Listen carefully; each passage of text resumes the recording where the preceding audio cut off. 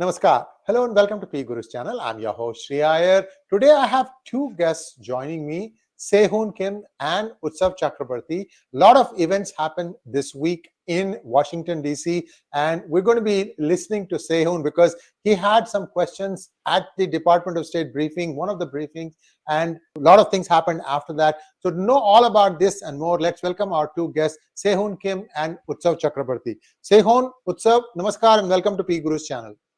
Namaskar, Sree, Namaskar. and happy Ram Navami. Thank you, and wishes to all our viewers a happy Ram Navami. By the time you see it, probably it's the day after because we are recording it today. Nevertheless, we all celebrated it. 𝗤𝗏, I'm going to start with you. 𝗤𝗏, recently you had asked a question about Arunachal Pradesh in a presser, and that sort of created a lot of buzz. Talk us through what was the question and then what happened after that. Over to you. Well, so thank you so much for having me on, and happy Ram Navami to all of our viewers. So thank you again for this wonderful opportunity. It's always a pleasure to be here. So yeah, just to answer your question, a couple of weeks ago, I've had the honor of going to the State Department press briefings, and which is something that I've been doing since last year. And I asked a question regarding the Prime Minister Modi's recent visit to Arunachal Pradesh, which happened, I think, a week or two prior to that. And as your viewers may know, that, and as you yourself and 𝗤𝗏𝘅 also may know, is that the Arunachal Pradesh is so-called contested region claimed by China, and in Chinese they call it 𝗥𝙞𝙣, or which translates into southern Tibet. Their claim is that Arunachal Pradesh was part of the southern part of Tibet, and so therefore it belongs to the People's Republic of China, right? Whereas from India's perspective, it's always been part of the Indian Republic, considering the fact that even the Dalai Lama himself has said, on behalf of the Tibetan people, I recognize the McMahon line, which was drawn, not too long ago before, but during the British Raj. And so it's the borders itself is actually accepted by the international community, surely by the United States. And so I've addressed the question in a way where it would help everyone to understand the context behind China's expansionist policy. So when I asked the question, Vedant Patel was actually the spokesperson at that time. I asked him about how the Chinese Foreign Ministry has protested against Prime Minister Modi's visit to the so-called contested state of Arunachal Pradesh. And I wanted to simply get their comments on it. And then secondly, the following question that I've asked was actually regarding the China's expansionist policies within the Indo-Pacific. Again, what they're doing in Arunachal Pradesh is something that they've been doing in other parts of the world. And so the State Department, rightfully so, has said, well, Arunachal Pradesh is part of the Indian Republic. That's something that the United States recognizes. And he wanted to answer my question regarding the Indo-Pacific, specifically on the Solomon Islands and such. A little bit after, I think a few hours after that, Global Times came up with, I think, 4 different articles. And I think they also came up with a bunch of cartoon caricatures claiming that the US is meddling in China's internal affairs, and that they're trying to split India away from a potential good brotherly relations with India, with China, as if that ever really existed before. And and they went on a crazy attacking spree, to a point where the Chinese foreign minister actually came out and made a statement, and another statement was made by the Chinese foreign ministry spokesman. And so regarding Arunachal Pradesh and the Indo-Pacific. So it really riled them up, but also at the same time, it reaffirmed the international community's position that Arunachal Pradesh will always remain part of the Indian Republic, and there's really no argument against it. Thank you so much, 𝗤𝗏. Thanks for that clarification, and I'm sure Global Times will have its honchos commenting on this video also. I'm used to it. What doesn't kill us makes us stronger. So that's how I look at it. and it doesn't matter. This is the this is a poodle of the CCP, and they are welcome to whatever they want to put. Utsav, congratulations on the event that passed off on Monday. Congressman Sree 𝗤𝗏𝗏 came and addressed the press club. Walk us through what happened there, who attended, how was the atmosphere. Sehun, were you there too? Yes, I was there. So I'll first let Utsav talk on it, and then I'll come back to you on the same question. Utsav.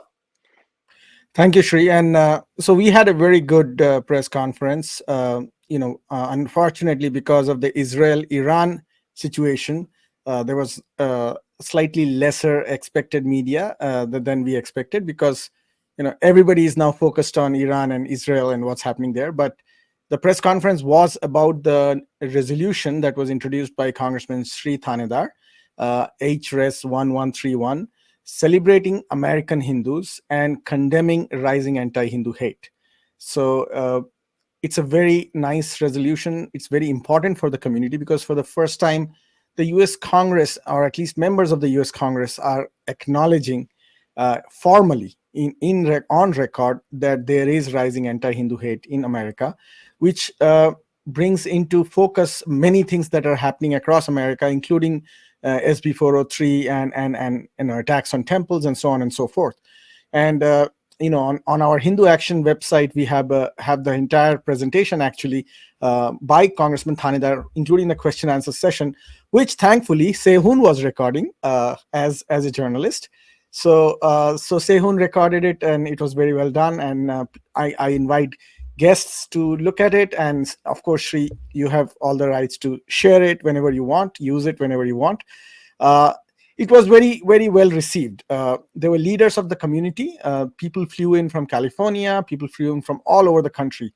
American Hindu leaders. They joined and were in audience.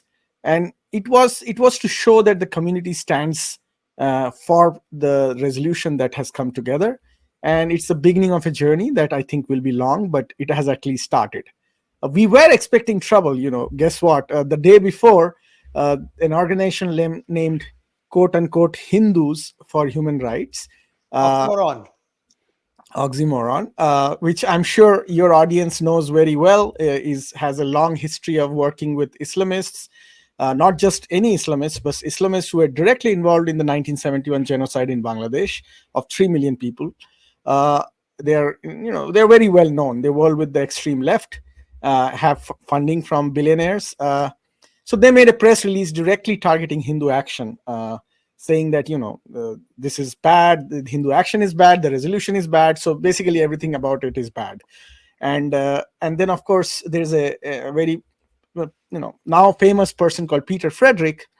Of course, people know the history of Peter Frederick. I was accosted by Peter Frederick and spat on last year during Prime Minister of India's visit.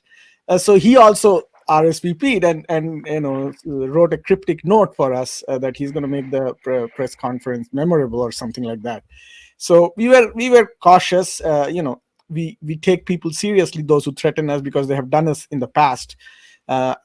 Peter Frederick has actually screamed death to Raja Krishnamurthy, who is a congressman of Indian origin. So he has all freedom of speech. All is freedom of speech, yeah. And he's a I don't want to go into it, but so we were cautious. Nothing bad happened. We were ready.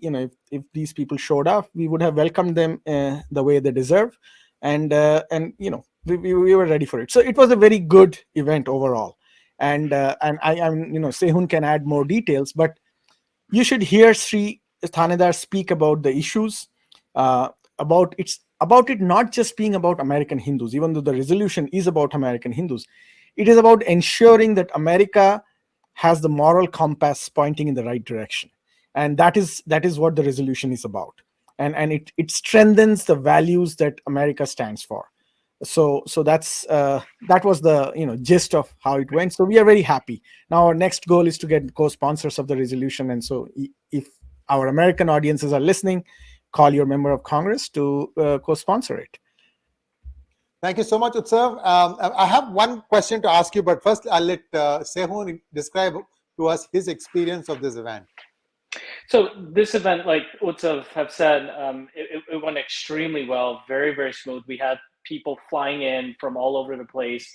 And so overall, it showed that the concern for the anti-Hindu sentiment was real, unlike what the other side claims, that it's really not, and it's really not an issue. And if there is any concern attached to it, it seems like to me they were saying that somehow it's a propaganda propped up by the Hindu extremists operating here within the United States, which is something that I from what I can see they have said. And so I did ask a question as a journalist in the briefing, where I asked Congressman Sree Iyer App the following. I've asked him if he is confident that this bill will be supported by other members of Congress, whether they be Republicans or Democrats or independent. And with a level of confidence, I guess a high level of confidence, Congressman Sree Iyer App looked at me directly in the face and he said, "I'm very, very much confident that this resolution will be supported by my colleagues there." And I think also at the same time, we need to remember the core the characters of what makes up this this bill, which is the fact that essentially it's really not all about Hinduism or even Hindu communities. It's really about upholding American constitutional values, where every individual have the right, firstly, to practice whatever they want, to believe in whatever they want, express however they want, and be free from fear, right? And which, if I remember correctly, that's something that our forefathers have fought very valiantly in order to protect. The British at that in 1700s were instilling fear among the people, and George Washington and other forefathers have gone through an entire revolution to fighting against that. And so I personally view the existence of this bill to be an attestament to the values that's been longstanding within the United States. And so for anyone who's wondering, this isn't just going to concern Hindu communities. It essentially concerns all of us. And from what I can also see, members of other communities, Muslims, Jews, Christians, Sikhs, Parsis, whatever, they were all celebrating. I mean, I've talked to a couple of my friends from the Muslim community, even they said, look, we need more things like this. Because again, we need to limit these organizations from speaking for us all the time, and let us actually just enjoy being here rather than remain silent. And so, just on a final note, I thought this was also a start to a great new beginning, where all communities will be able to have a voice and under an umbrella of protection by the law. Thank you so much, Sehun. As far as Hindus for Human Rights is concerned, the face of Jewish Voice for Peace, last I checked, was Sunita Vishwanath's husband.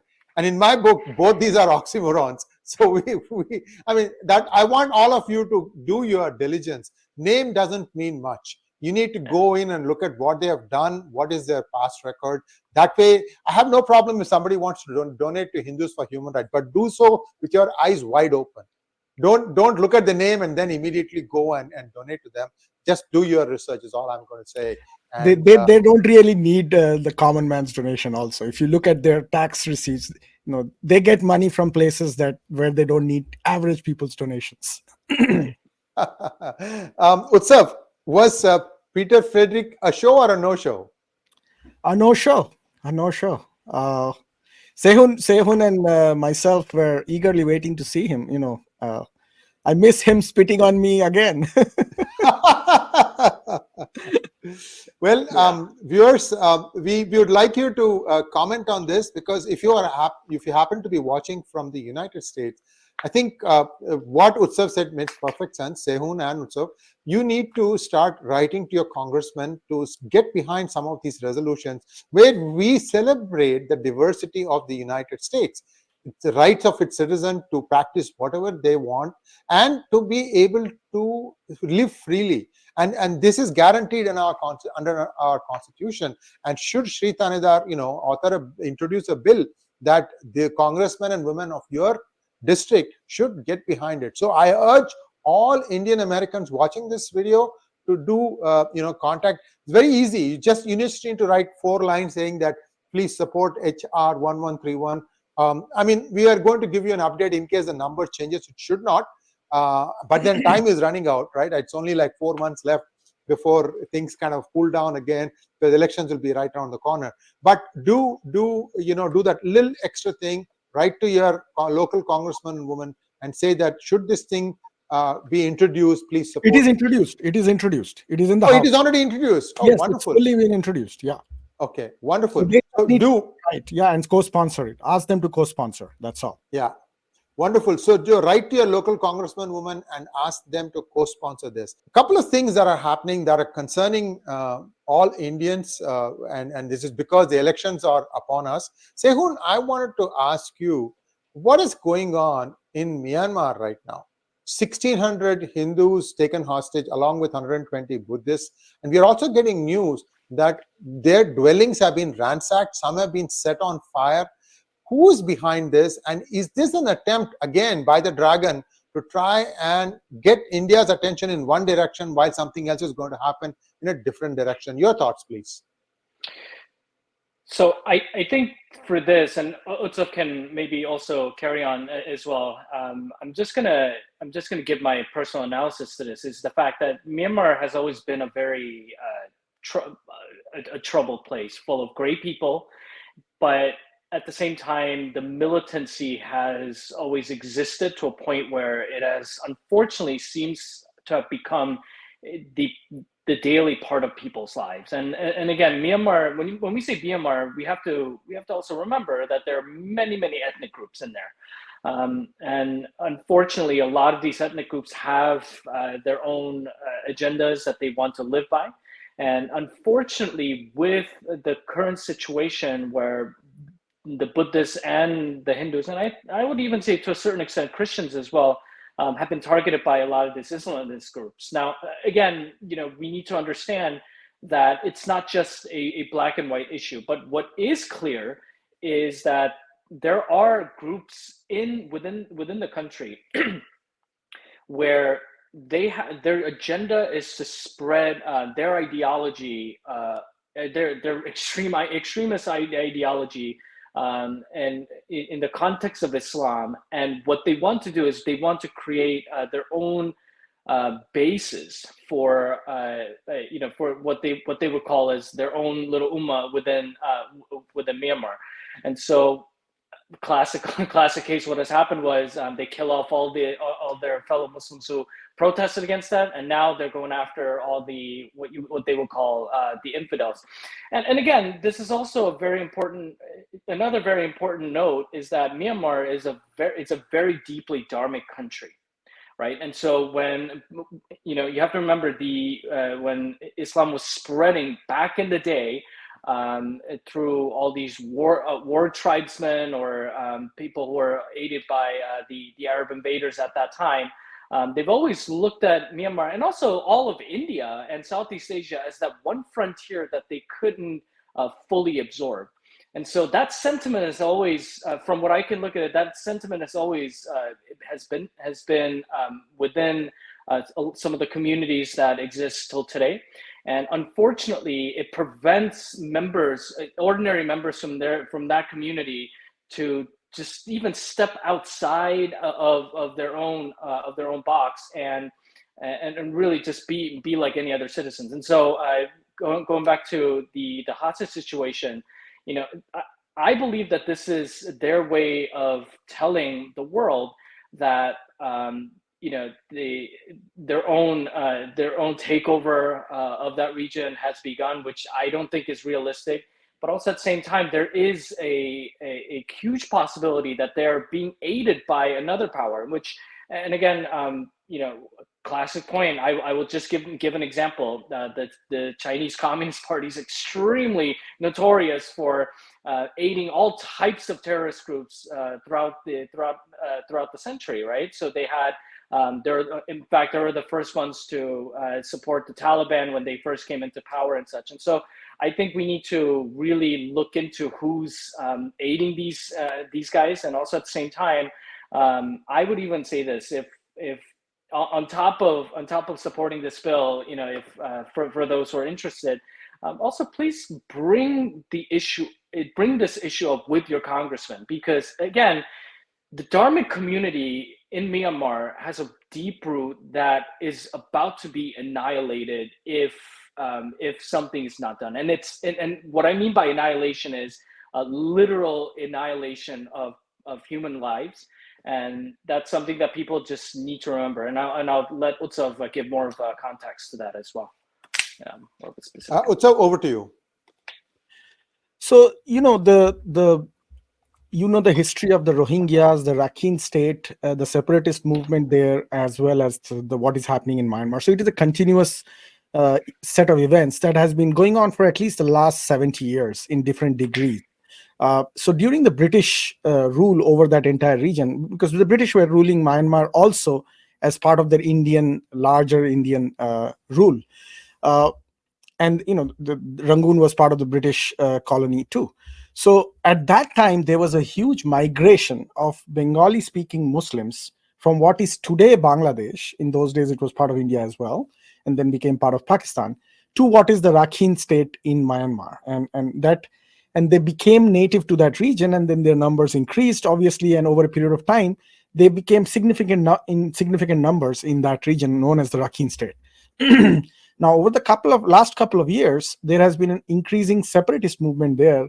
And obviously, the Myanmar government or the military junta over the years have also not been able to deal with them in a very adept manner, because of which there were physical clashes, and the huge number of them left Myanmar or were forced to leave Myanmar and became refugees in Bangladesh. But in this entire process, like many other places, back from the days when Bangladesh was part of Pakistan, the radicalization of these communities had already begun.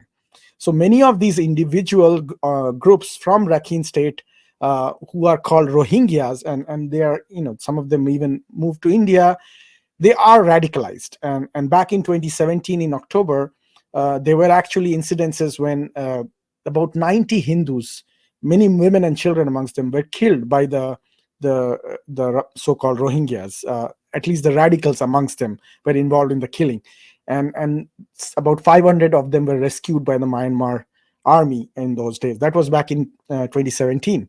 Right. Now, the news that we saw last week is also very concerning, because they're saying that these same areas and the same groups continue to hold many Hindus, about 1,000 plus of them, and as well as Buddhists, hostage.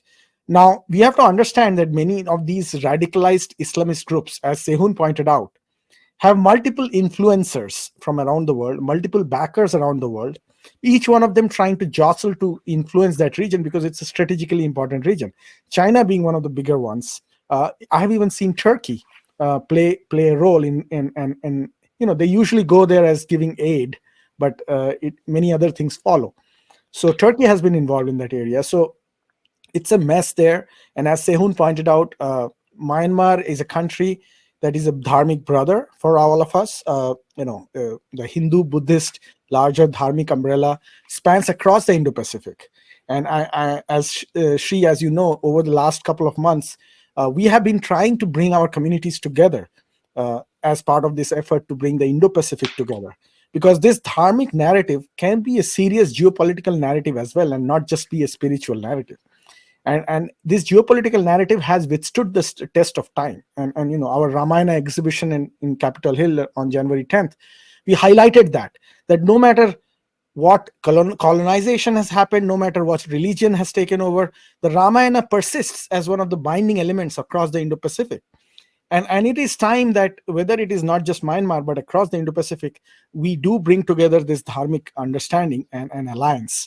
And go forward with it. So in that context, it's important for us Americans to look at what is happening in Myanmar as a dharmic issue and bring our communities together. Thank you so much, gentlemen. It looks like it's an ethnic cleansing on part of one community to try and rid others and then claim that for themselves. So clearly the Myanmar army appears to be losing grip. I don't know what the Indian government can do about this, except that, the concern is here, Sanatanis their lives are under peril, their livelihoods are under peril, and this is just not on. They are doing it because they think that they are going to get no pushback from anybody. So we will leave it at that. We'll be following this, monitoring these developments closely. Thank you, Sehun. Thank you, Utsav, for taking time out to talk to us. And we'll be back again, viewers, with more as developments are happening. I'm hearing that in Manipur, even necessary supplies are being destroyed and set on fire. This is just breaking news. I don't have enough information now to get more data on it, but clearly somebody is trying to foment trouble. That's all I can say. Stay safe. Thank you so much, gentlemen, and we'll be back again. Namaskar. Namaste.